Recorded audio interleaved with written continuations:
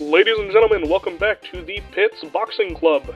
In this corner, coming from the Nevish Alliance in the north, standing at 6 feet and weighing in at 180 pounds, is John Foxhole. Looking to challenge him in the other corner is the up-and-comer from Therizo, coming in at 6 feet tall, 180 pounds, Dragon Slayer 69. The two will meet head-on here before moving to the final round in Sunhaven. Go, fight, fight, fight! Hits him, knocks him down, and finishes John Foxhole off. Troops, I saw a bear here. Today, we'll be talking about Update 59 for Foxhole, the Infantry update. And we've got too much to cover, so I'm just going to jump right into it. The first change is minor, but has a major impact.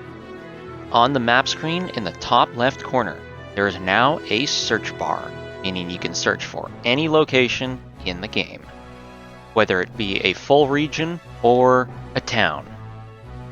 This is going to be a boon for new players who will be able to quickly find locations their squad mates are talking about, and even old vets like me who just only remember all the locations in the central maps.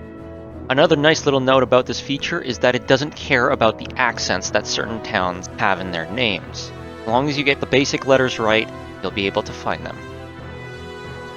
Although there's been plenty of discussion in the past about its usefulness and abusefulness, loadouts are now finally coming to Foxhole. After you've equipped your chosen loadout, you can go to any base structure, and there will be an action button at the bottom row for setting a loadout. Here, you can name your loadout, and even select which parts of your loadout, like your equipped items or your backpack inventory, you can set as being part of the loadout. After you die in the field and respawn, you can select the second button, which is to equip the loadout you set. Be sure to select in the drop-down menu which loadout preset you want to equip. Once you select the button, you will slowly assemble that loadout. You don't just get it instantly, you still have to go through the process. You just don't have to mindlessly select each individual item. And you'll see that you have exactly that loadout. The next button over is to delete the loadout, or loadouts that you've created in the past. Just be sure not to delete the wrong one. The next major change we should talk about is the complete revamp of the stamina system. Now, your total encumbrance will never surpass 100%. It will only ever go up to 100%. Your walking, running, and sprinting speed will never be slowed down based off your encumbrance until it is at 100%. Here's a demonstration with 0%, 57%, and 100% encumbrance. Notice how 0 and 57% sprint at the same speed. It's only 100% that's slowed down. What you may have missed, however, is the stamina recovery speed. This is the major change with stamina. Weapons, equipment, encumbrance will have less effect on your total speed and more effect on your stamina recovery speed. Some notes around speed also include the fact that previously you used to get a speed bonus when you had very little carry weight. That has since been removed. Another combat effect stamina will have is your shouldering speed. In this case, shouldering being how fast you can raise your rifle to shoot it. While your stamina is high or full, your shouldering speed will be pretty indistinguishable from before. You'll be able to almost instantly raise your rifle and fire it at the same time. However, run around for a little bit and drop your stamina down to halfway or lower, and you'll notice your shoulder speed has significantly gone down. Meaning that in combat, stamina management will be crucial to how fast you can react to situations. And while your inventory encumbrance doesn't directly affect this, since it makes your stamina recovery slower and your stamina usage higher, it does mean that carrying a heavy load in combat will overall slow down your combat actions. Another major combat change for infantry is suppression. Weapons, like machine guns that use 12.7mm ammunition, will now reduce the accuracy of troopers who are suppressed. This will also impact infantry, exposed structures, and vehicle crews. Notice the bloom on my accuracy as the machine gun fires over my head. This also applies to 20mm weapons, like anti-tank rifles. More on those in a second. But they will also significantly reduce your accuracy, making cover even more important in combat. But 20mm doesn't just affect infantry, they also affect vehicles now. 20mm anti-tank rounds will also drop the accuracy of vehicle gunners. Related to the stamina changes is the changes to gas. Previously, gas was really annoying. It would cause you to bleed and start damaging you instantly. However now, gas will first drain your stamina, as if your character is holding their breath. Only once your stamina is all used up, will you start to take damage. As was before, gas masks will prevent this from happening as long as you've got filters.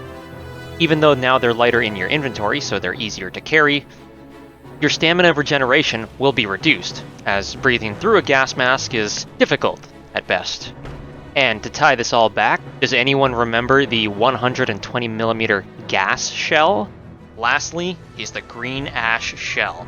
It's a shell that emits a large amount of lethal gas, poisoning nearby infantry.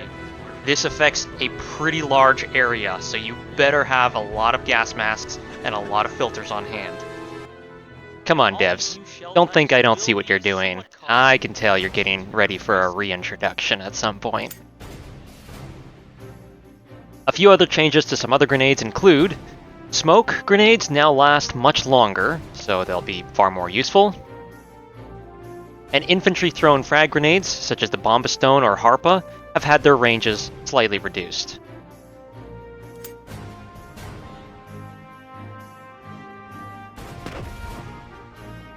Up next, there's a new grenade variant for the Wardens. This is the B2 Varsi anti-tank grenade. This grenade can be fired from grenade launchers or grenade turrets. It fires in an arc and takes a while to detonate, so you'll have to be pretty accurate or predict enemy movements pretty well. However, it does a good bit of damage to vehicles' armor and their subsystems. This gives the Wardens more flexibility with their grenade launchers, but also with some of their other equipment, like the grenade launching armored car, which now has a greater anti-tank capability.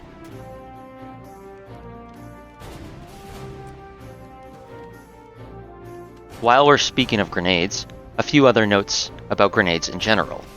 Anti-tank grenades will now strip vehicle armor, so think flask grenades and the like.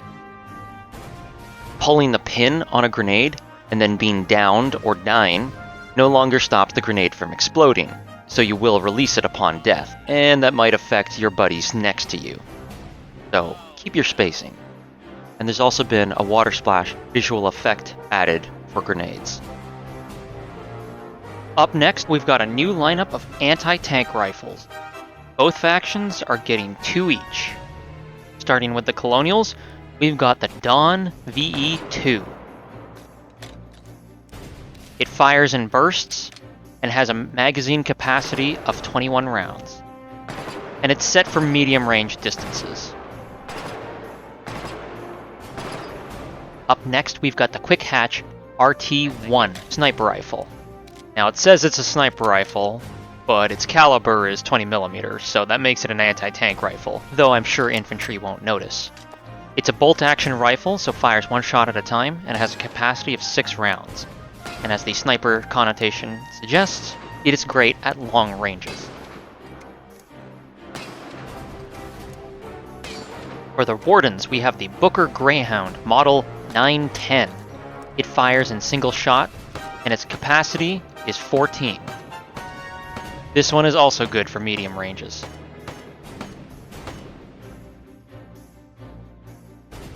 And lastly, we've got the odd one out. This is the Warden 228 Satterley Heavy Storm Rifle. It's described as a storm rifle, but once again, it fires 20mm rounds. It fires in 2-round bursts and has a capacity of 10 rounds. Light it up! As denoted in the other section on Suppression, anti-tank weaponry now specializes in shredding enemy armor off their vehicles, as well as suppressing their gunners, so they're less accurate when they fire. 20mm no longer interacts with vehicle penetration. It now always applies mitigated damage and works to strip armor. Subsystems can no longer be disabled by 20mm, nor can large leaks be created this way as well. Now, don't get me wrong, the anti-tank rifles will still do some damage to the tanks, but that's not their primary role. They are mainly a support weapon. One other small note about anti-tank rifles is that their tracer rounds are more yellow now as opposed to regular rounds, so it's easier to distinguish them on the battlefield. Next up, let's talk about some of the logistical changes. The first new logistical building is the Infantry Arms Factory. It needs to be placed on a foundation, and a big one at that since it's a fairly large building. Once it's up and running, it can store resources for construction, and has a tab for disassembled crates, but I'll talk about that in a second. It's got 2 upgrades for it. One is the Special Issue Firearms Assembly. This is where you'll end up producing the new anti-tank rifles. They actually require crates of base version firearms in order to produce the higher-end anti-tank rifles, so they're not as easy to come by. Coincidentally, this is also where you'll be producing your faction's melee weapons. The other upgrade is the Small Arms Workshop, mostly producing things like common explosives, so mortars, grenades, that sort of thing. This is sort of a halfway between a mass production factory and your own built facility. Okay, back to that disassembled crate part. Facilities, when they produce crates of items, now produce them in a disassembled state.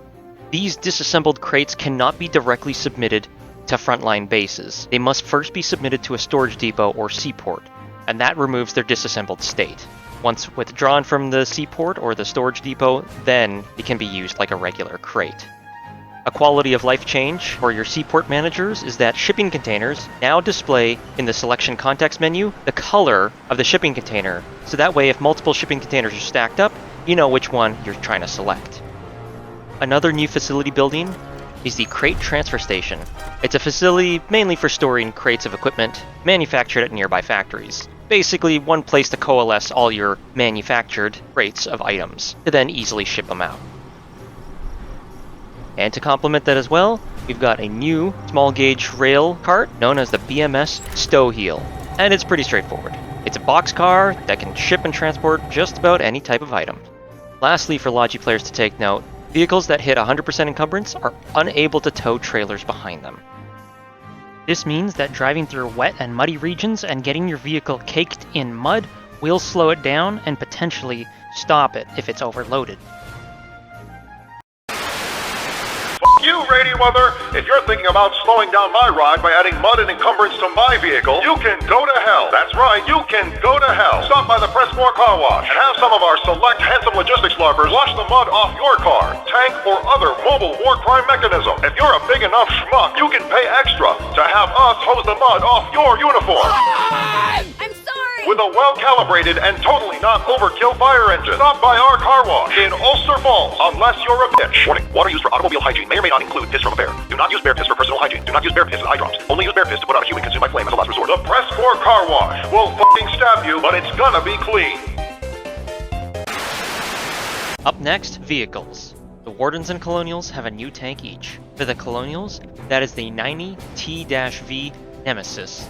Its armaments include a 68mm turret, a tremolo launcher mounted in its hull that can carry 4 grenades at a time, and requires a crew of 4 to operate. Although granted, you might hesitate calling this a tank since it's an all-wheeled vehicle, you probably won't be questioning it if you're on the receiving end of its 68mm gun.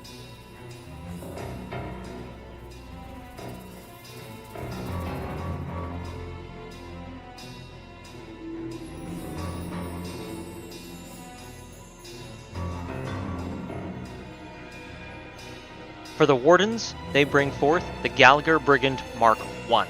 Its armaments include a 30mm turret that can fire 3 shells in rapid succession before having to reload, and a 7.92mm machine gun on top of the turret. Its crew comes to a total of 3. A couple of notes about the Brigand is that, for one, it is now the base chassis for all the Warden cruiser tanks.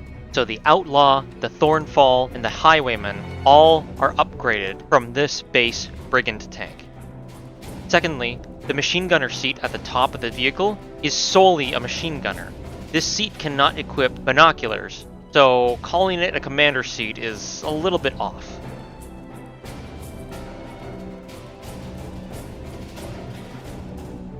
Both these tanks are in far different classes from each other, but it'll be interesting to see if they ever encounter each other in the field.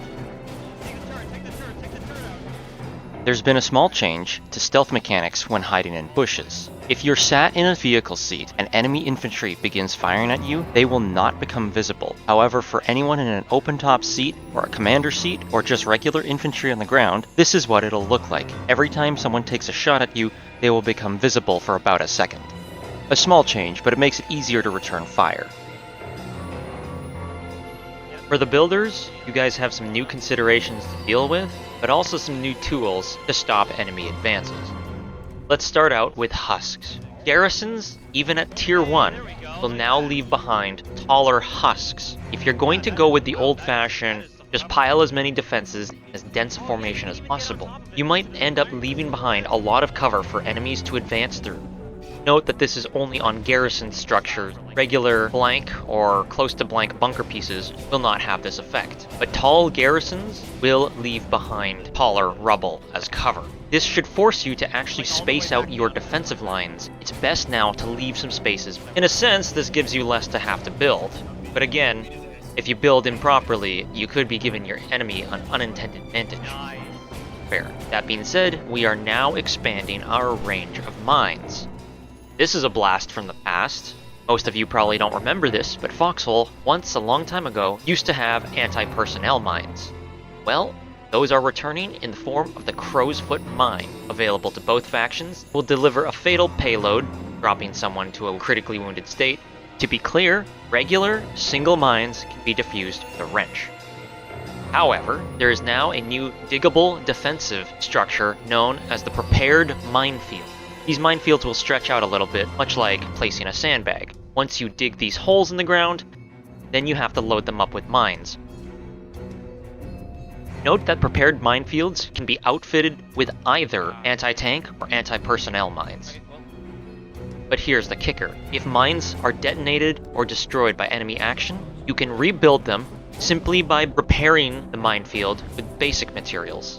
Additionally, if there is a connected tunnel system nearby, every time a maintenance supply is used, the mines will slowly regenerate. Essentially, these minefields are kind of a mix between an active defensive measure and a passive defensive measure. And prepared minefields, unlike singular mines, cannot be defused with a wrench.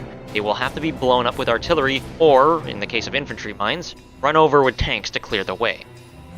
So even though you can't place bunker bases one after another next to each other, now that you're having to space them out a little bit more, now you can put in some minefields. Note also that once a minefield has had all its mines be used up or destroyed, the prepared minefield will no longer exist and will have to be rebuilt. A few other notes about mines and minefields while we're in this section is that minefields will not deactivate after 48 hours, whereas individually placed landmines still do. And all of the mines listed, the Crow's Foot and the old AT-99 or the anti-tank mine, are now considered as large items, so you can only carry one of them at a time.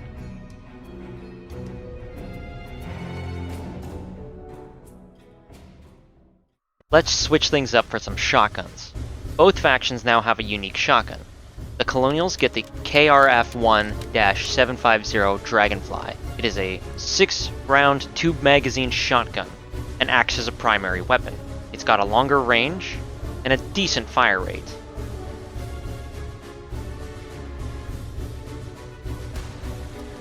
A note about the shotguns. All shotguns now have a longer overall range than previous shotguns. Their shot grouping is also much closer together, and they all do far more damage up close than they do at distance. For the Wardens, you get the number 4 Pillory Shotgun. This is a dual-barrel, sawed-off shotgun. It goes in the secondary weapon slot, or the pistol slot. Its range is less than the Colonial one, but its fire rate is far higher. Though note, because it's only got 2 rounds per reload, you're going to be blowing through ammo much faster with this thing. It's going to be really interesting to see shotguns be finally viable in Foxhole again. Now that you're familiar with the new stamina system, let's talk about melee combat. That's right, a new set of melee weapons are coming to both Wardens and Colonials. The Wardens receive the Thalius Raiding Club, and the Colonials, the Ilios Infantry Dagger. Both of these melee weapons come with a set of attack moves. By left-clicking on your mouse, you get the quick attack. Doesn't take up too much stamina, fast, simple. Doesn't do as much damage, though. The heavy attack is when you click and hold down your mouse. This charges up your attack, but constantly uses stamina as you hold it down, and the attack itself takes up a lot of stamina. and if you right-click with your mouse, you initiate a block. Holding a block also takes up stamina, and blocking attacks takes up stamina. It's worth noting that the bayonet has also received changes. Bayonets also come with quick attacks, with a simple left click, and holding down left click charges up for a heavy attack. Bayonets don't have the ability to block attacks though, so it's all attack all the time. If a melee weapon is blocking and a bayonet does a quick attack, it will disengage the club or dagger player's block, opening them up for another quick attack. Additionally, doing a heavy charged attack with a bayonet will disregard any blocked moves. It's really important to keep managing your stamina while using melee weapons, as you will drain them very quickly. Be accurate, be precise, and be prepared to run away if your attacks miss. Also note that if you're charging up a heavy attack and your stamina runs out, the attack will drop and you will not use it. And even light attacks won't be able to be used if you're completely out of stamina, so do not get to 0 stamina with a melee weapon or you'll be a sitting duck. Personally, I think this is a great melee system. If for no other reason, then I've basically seen it before.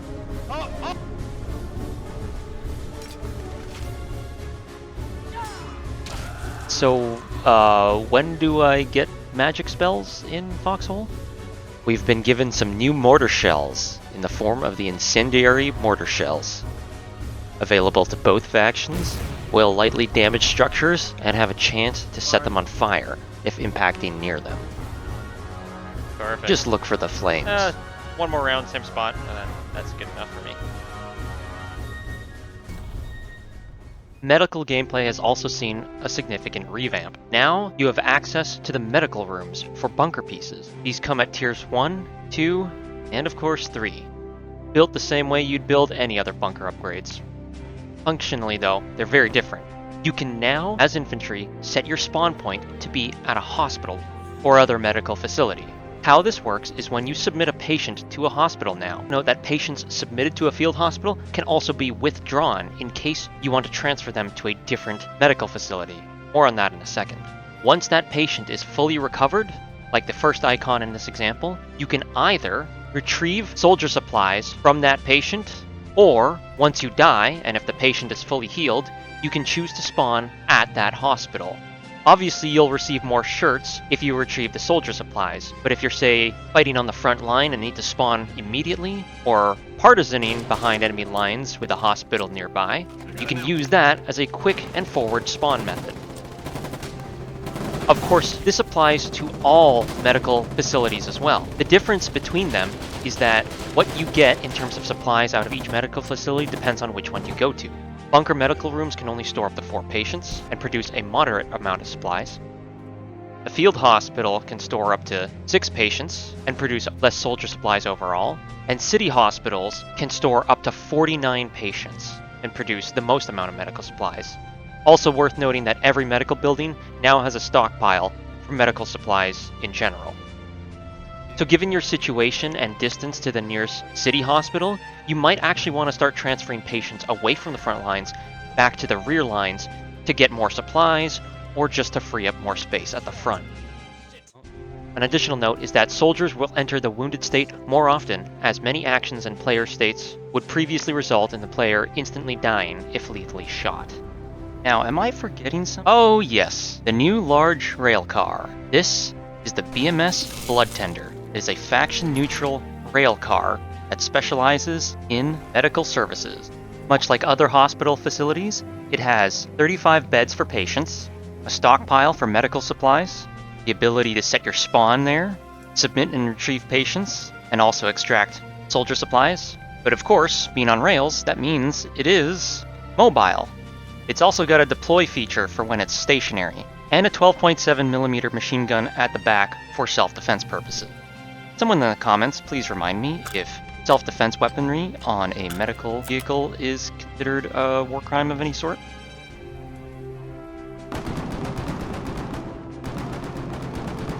One final change is that hit scan weapons, like infantry weapons and machine guns, will now automatically correct the height of the aim line to clear obstacles such as cover, trench walls, and sandbags when targeting enemy infantry. This makes it so that it's a little bit more possible to hit enemies while they're in trenches, but not make it easy by any means. But this should result in you not having to, say, aim at the back wall of a trench in order to try to hit someone in the trench. Just aim directly at them from now on. Okay. Some balance changes include, and forgive me, but I'm not recording specific footage for this because I've already been editing this for 20 plus hours at this point. Foundation placement is more restrictive vertically when placing on land. Bunkers in the process of being upgraded will now block players from walking inside them. The stagger system has been reworked, and you'll now take stagger proportionally to the damage that you receive. Bombastone throw range has been reduced from 14.5 to 12 meters. The Harpa has had its throw speed at max range slightly increased, and its range reduced from 13.65 to 11 meters. The flask grenade throw speed at max range has been reduced by 20%. Throw range has been reduced. The damage has been reduced from 350 down to 300, but now strips vehicle armor. Mammon throw range has been reduced from 10 to 9 meters. Green Ash throw speed at max range has been slightly reduced. Throw range has been reduced from 12 down to 11 meters, but its emission duration has been increased by 50%. Smoke grenades AI engagement range through smoke has been reduced. The AI maximum fire rate through smoke has been reduced. AI time to reach full fire through smoke has been reduced. And a recipe for smoke crates has been added to the infantry arms factory. 20mm, 12.7mm, and 7.92mm ammunition has had its weight increased. The Nivelle anti-tank rifle weight has been reduced slightly. Arc RPG damage has increased from 600 to 675. The Katara, the Dusk, the Alto Storm rifle, and the Booker Storm rifle equipment movement penalty has been removed. Its cost has increased from 165 basic materials to 15 refined materials, and its crate size has increased from 10 to 20. The Gunner's Breastplate melee damage reduction reduced from 75 to 50% to better align with the melee mechanics. Its crate size has increased from 3 to 5, and its cost has increased from 100 to 150 basic materials. The Valyrian Flak Vest has had its crate increased from 5 to 10, cost increased from 100 to 200 basic materials. The Alligator Charge has had its damage increased from 300 to 400. The Hydra's Whisper has damage increased from 350 to 550, and its damage is more evenly distributed across its impact area, improving mine clearing capabilities. Havoc Charge detonation damage has increased from 1850 to 1950. The Typhon has had improved stability per shot, and its range has increased to 45 meters. The White Flask Grenade has also had its bonus to tracked vehicles reduced. And AT rifles can once again fire from barges, though not sniper rifles. For vehicles, all tanks except for battle tanks and super tanks have had their fuel consumption increased by 50% and their fuel tank size increased by 100 liters. All ambulances have had their top speed reduced slightly. The Dune Leatherback 2A health has increased from 1,000 to 1,250. The Dune Load Logger and R5 Atlas Hauler have had their top speed reduced and handling adjusted to match the Dune Transport and R1 Hauler. The AC-B Trident static turn rate has improved by 40%. The Naki Submarine turn rate has been reduced by 20%. All armored cars have had their health increased slightly. The T3 Xiphos, O'Brien B110, and T5 Percudio repair costs are now 100 basic materials. The O'Brien 121 Highlander repair cost has increased from 115 to 120. In the O'Brien 101 Freeman and O'Brien B190 Knave, reverse speed has increased slightly. The T12 Action Tankette and AB11 Doru MGs now have 5 meters of fall-off distance to be consistent with similar MGs. The HC-2 Scorpion is now the base vehicle with a cost of 100 refined materials. Designated ammo slot capacity has been reduced from 60 to 25. The HC-7 Ballista track subsystem disable chance has been reduced slightly. The Silverhand Chieftain Mark 6 track subsystem disable chance has been reduced slightly. The Kingspire Mark 1 turret turn speed has been increased by 20%. The 85KA Spatha high velocity modifier has been reduced from 20 down to 10%. The Bardiche cannon ammo capacity has increased from 1 to 2. Firing duration decreased from 2 to 0.8 seconds. Reload duration has increased from 3.5 to 4.5 seconds. Repair cost has increased from 170 to 200 basic materials, and the inventory size has been reduced from 3 to 2. The 86K Ranceur firing duration is increased to 0.5 seconds, allowing for rapid fire. The Gallagher Outlaw Mark II is now a reload speed decreased from 5.5 to 5 seconds, and added a high velocity modifier of 20%. The Gallagher Highwayman 12.7mm turret has had its maximum accuracy possible reduced slightly. Turret rotation speed is increased by 43%. The Gallagher Thornfall Mark VI firing duration decreased to 0.8 seconds, allowing for rapid fire. Its cost has reduced from 10 steel construction materials to 45 process construction materials and 15 assembly material 3. The Talos tank cost has reduced from 5 steel construction material to 15 process construction material and 15 assembly material 3. The Lance 25 Hasta designated ammo slot capacity is increased from 8 to 12 and removed its reverse speed penalty. The O'Brien Wildjack changed 10 process construction materials to 10 construction materials. The H-19 Vulcan cost has been reduced from 35 to 8 process construction materials. The Flood Juggernaut Mark VII has reduced from 55 to 45 steel construction materials. The Percudio ammo slot has also increased from 20 to 25. The GA6 Kestis low velocity penalty has been removed. The Duncan Coin 20mm low velocity penalty has been removed. High velocity bonus added to 25%. Light armor mitigations have been increased to 35% against weapons using the anti-tank rifle ammo. Some general balance includes explosive powder, refinery ratio reduced from 10 to 1 to 5 to 1, assembly time reduced from 7.5 to 3 seconds, crate size increased from 20 to 40, refining time reduced from 15 to 8 seconds, maximum refined amount increased from 6,000 to 12,000. All explosive powder costs have doubled. Mortar shrapnel shell explosive powder cost has increased from 15 to 20, and mortar flare shell explosive powder cost has increased from 10 to 15. For 120mm, factory high explosive cost has increased from 5 to 10, and the facility high explosive cost has increased from 1 to 2. For 150mm, factory high explosive powder cost has increased from 40 to 60, and for facility high explosive powder cost has increased from 8 to 12. For 300mm ammo, high explosive powder costs increased from 24 to 30. Material factory maintenance recipe salvage cost has increased from 100 to 150, and production time has increased from 25 to 40. All railway tracks and small gauge railway tracks, health has been reduced from 750 to 500. Armor changed, reducing damage mitigation from high explosive damage. Stationary harvester for components, cost has increased from 175 construction material to 45 process construction material. Several items have had their weights increased or reduced to be consistent with similar items. Some notable changes include raw materials have had their weight slightly increased, liquids have had their weights reduced to match diesel, secondary weapons have had their weights reduced, grenades have had their weights reduced, item crates have had their weights slightly increased, stationary harvesters for components, excavator damaged components cost decreased from 6 liters to 3 liters of heavy oil, field bridge, field pier, sandbag cover, and barbed wire damage mitigation from explosives and high explosive damage has been increased. The field pier health has been reduced from 2,000 to 1,500. Observation bunker base upgrade renamed to support bunkers to accommodate also upgrading medical rooms, and the requirement to unlock this tech has been reduced as well. The AOE-9 rocket platform repair cost has increased by 150%. There were a few minor map changes, mostly just adjusting mountains, roads, and rocks here and there on certain maps. The squad leader compass arrow will now be shown at long distances, not just when the squad leader is nearby. Shooting the Havoc Charge and Havoc Charge detonator no longer counts as friendly fire damage. The emplacement house map icon has been updated, and honestly, the rest of the changes are mostly to do with tooltips and how they've been reworked for all of the changes we've talked about in this update. There were a load of bug fixes along with this update, but I think I've already gone on long enough. So this is the year's big update. Let's see how it feels to be a door kicker moving forward in Foxhole. I just want to extend my thanks to you, the audience, who keep tuning in to my update videos, as these do take a long time to make.